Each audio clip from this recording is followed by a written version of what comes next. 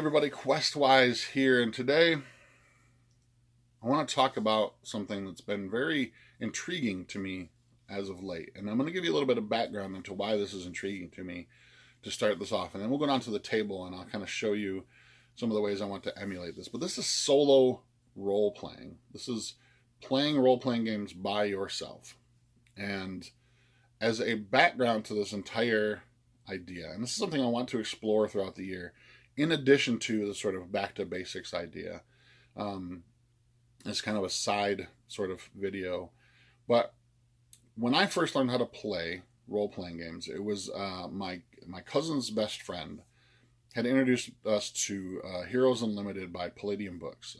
And shortly thereafter, that same summer, we learned how to play Rifts, and we learned how to play Teenage Mutant Ninja Turtles and Other Strangeness, and Ninjas and Super Spies, and all those things that are inspired by Palladium Books. Now, I live in Michigan. Palladium Books is a Michigan company, and thus in southern Michigan at the time, this would be like 1990, 1991 maybe, those books were really prevalent in the area because it was a local sort of thing. It later became a huge, Rifts had made a huge impact on the role-playing hobby, but that was the first game I learned how to play. When I came back home after that summer, to northern Michigan. And if you follow my channel for a while, you've probably heard the story before. But after I came back home following that summer, I didn't know anybody in my local area who had played role-playing games at all. And the only stuff I could find was Advanced Dungeons & Dragons 2nd edition at my local Walden Books, which was fine. I was a huge fan of fantasy as well as comic books at the time, and so I did buy the Player's Handbook, having used lawn mowing money to do so. But I also was very intrigued by playing, and since I didn't know anybody, I took all the rules that I could remember from the previous summer, and I scrounged up as many six-sided dice as I could find in the house from Yahtzee and Monopoly and a bunch of other board games, because I didn't have access to a set of polyhedral dice. We didn't have a game store at that time in northern Michigan. And I took a stack of comic books, and I took those rules that I remembered, and I translated them the best I could into six-sided dice, and I created a hero, and I created stats for all the villains, and while it was very, very cheesy at the time and very, very basic, I basically fought my way through every villain from what I thought was the weakest to the most powerful in order to,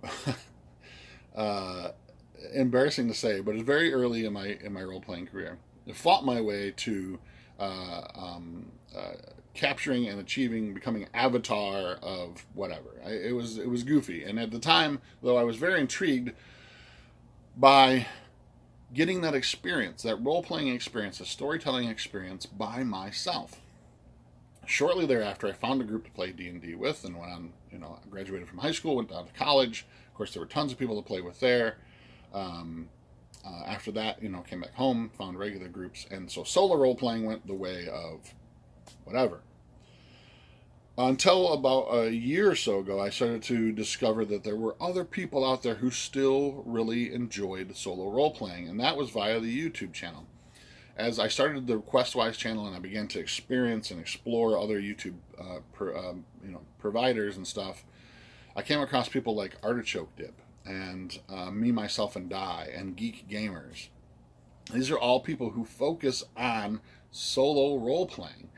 And now I was aware of things like fighting fantasy books and some of the earlier choose-your-own-adventure type things from D&D. And while they're fun, they didn't quite provide the thing that I was looking for. Now, I was looking for a little bit more in-depth story-wise. So I began to experiment within the last month or so with my own aspects of solo role-playing. Here's why I think it's important. Here's why I want to put it on the channel, because I think, and I truly believe that role-playing games are a group activity. It's something you share with a group. Solo role-playing will never replace the group dynamic that you get from a role-playing game.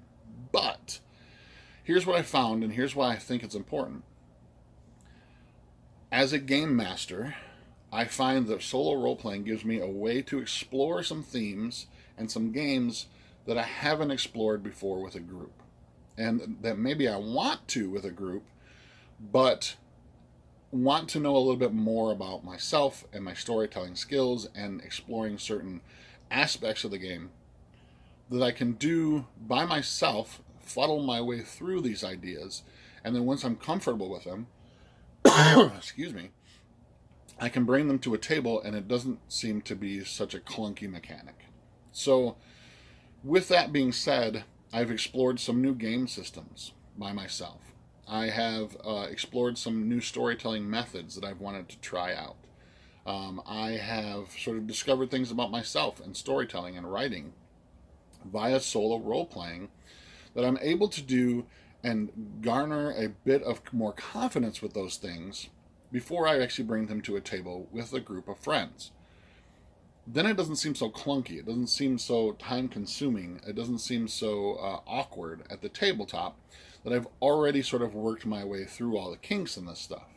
So that's, for me, what solo role-playing. Now, it's very enjoyable as well, too. I have some weird days off. I have one weekend day off, and I have 1 weekday off in my daytime job. The weekend day is usually spent with my family. The weekday is sometimes hard to get together with a group because everybody's back at work. They're all doing their thing. So I find that sometimes I can enjoy solo role-playing by myself to get my role-playing fix for the week, or for the time being. And there's many different ways I've explored this already. And once we go into the table, I will show you those things. But so solo role-playing, I think, can be a very valuable thing. Not only as for a veteran gamer like myself and many of you out there, but I think it's also very valuable for people who want to run the game, who want to become game masters or dungeon masters or narrators or whatever system you're using. I wouldn't recommend solo role-playing for very first-time people, unless you used a system like Fighting Fantasy or some of these other more modern. Call of Cthulhu does a great one on their 7th edition, Through the Flames, I believe it's called, a solo game that introduces you to the rules and character creation and stuff. So maybe in that aspect, but I wouldn't say diving in full bore as a brand new player. Solo role-playing would be a great idea. It's more of a thing that you needed to discover with a group. But if you have some experience with role-playing games and you want to start to take that next step in becoming a game master or dungeon master, I think solo role-playing games can be a very good asset to you. And like I said before, it helps you work through some systems that you maybe have not experienced before, or through some clunky storytelling mechanics that you want to get kind of fleshed out before you actually bring them to a table and such as well too. So let's head on down to the table and I'll show you what I have experienced so far. Okay, so here we are at the table, and I'm going to show you a few of the products that I've been sort of experimenting with in order to do some solo role-playing. And in coming weeks, we'll talk about things like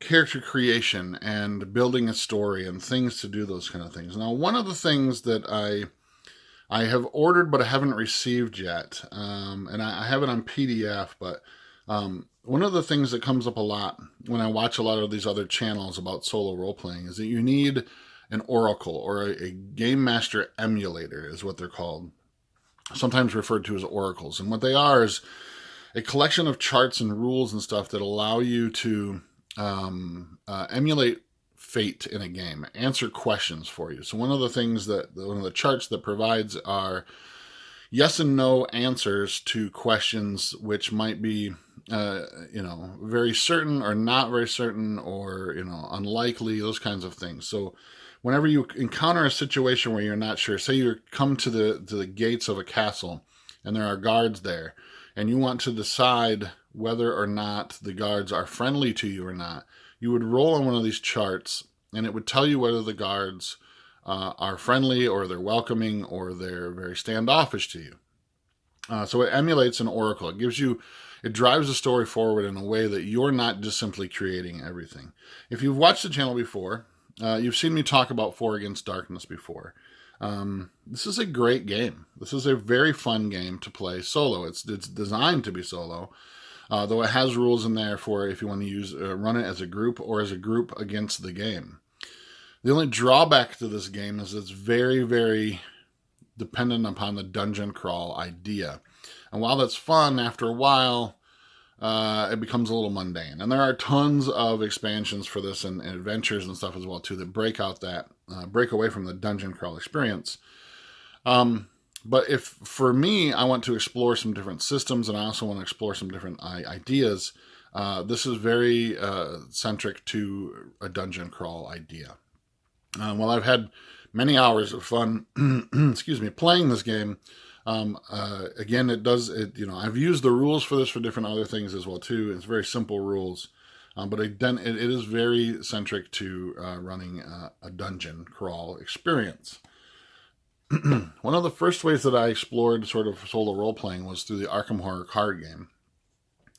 While this is a card game, a living card game from Fantasy Flight, and they have many others. There's a Marvel one now. There is others that they've done in the living card game realm, Lord of the Rings and such.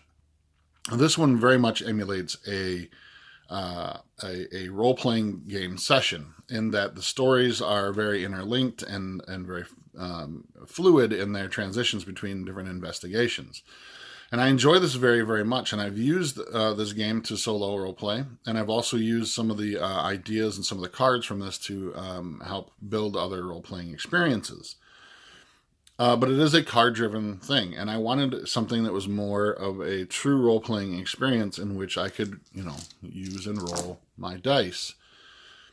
So this is a great game, and I would love to be able to sit down with the creators at some point and just ask them how they were able to create such an awesome experience through a card-driven mechanic. But again, I said while it emulates an RPG experience, it's truly not what I'm looking for when I'm trying to experience a solo role-playing game. Definitely worth checking it out. Now, this is based on Call of Cthulhu.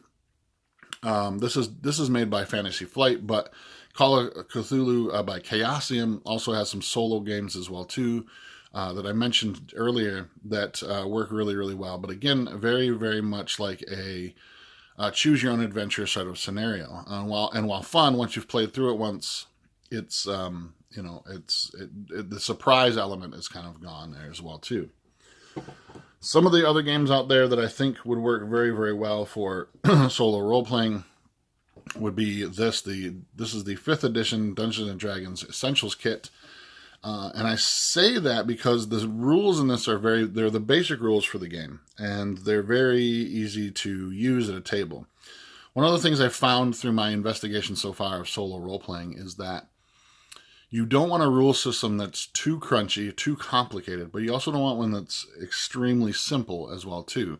You want something kind of midline, and that's where the Essentials Kit, I think, comes in. It's the basic rules of the game.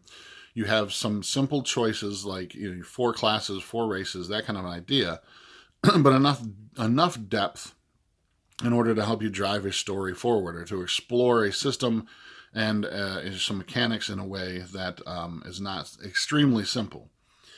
The other thing that's really great about this is it comes with the sidekick cards, which are great NPCs that can help you along in your adventures as well too. So during your sort of session, if it comes up that you've met an NPC, you've met somebody along the way in your storyline, you could use one of these. They're already pre-fleshed out, and that you could use them as part of a maybe companion upon the road, as it were, as well too.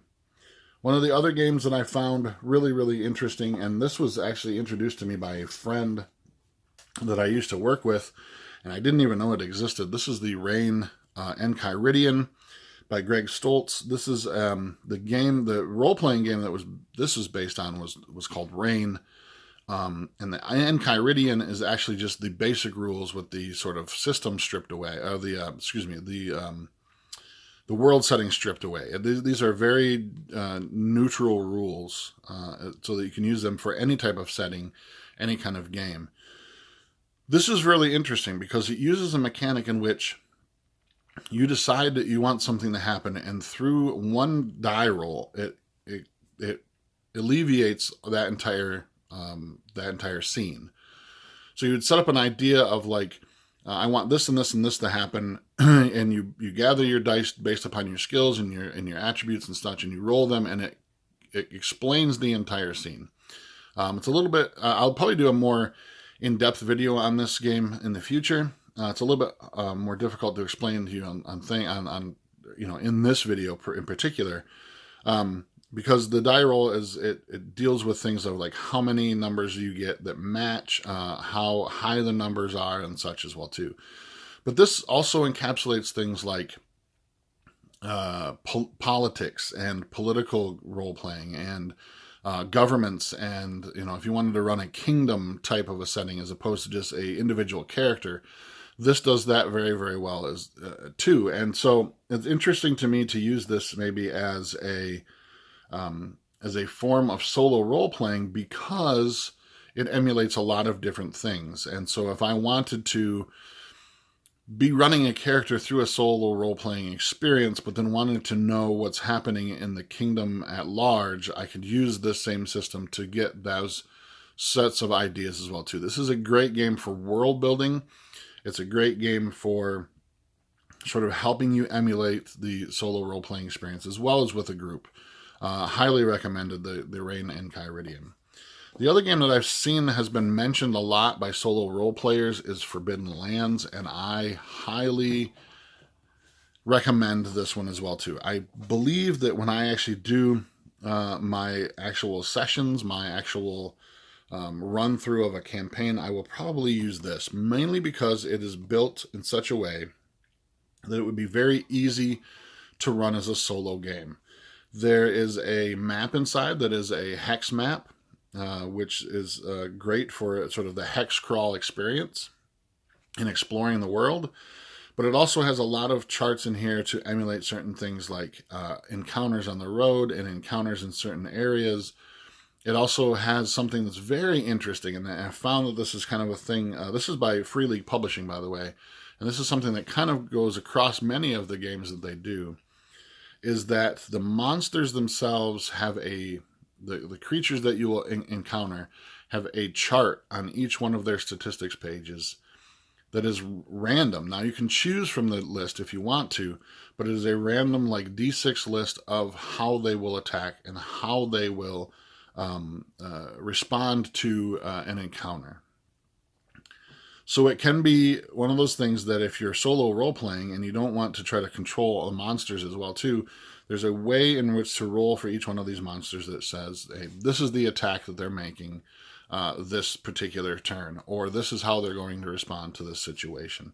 And I find that's going to be very, very easy for a solo role-playing experience. Now, having said before that the game solo role-playing itself relies heavily upon the aspect of fate and the aspect of generating an oracle or some way to generate answers during a game. Like I said, I've ordered the Game Master. It's called the Game Master Emulator, the Mythic Game Master Emulator, but I haven't received it as of yet. But this is like a $12 print-on-demand thing that you can get through DriveThruRPG that has come pretty highly recommended from other people who have been spending a lot of time with solo role-playing. But until then, I was kind of experimenting, and I realized that there are several different ways to do this idea, to emulate an oracle, as it were, if you had questions. Now, you could use a deck of cards. A deck of cards, with this, you can you make a chart, and it takes a little bit of pre-work to do so, but definitely worth the aspect of that, is that you would make a chart based on every card.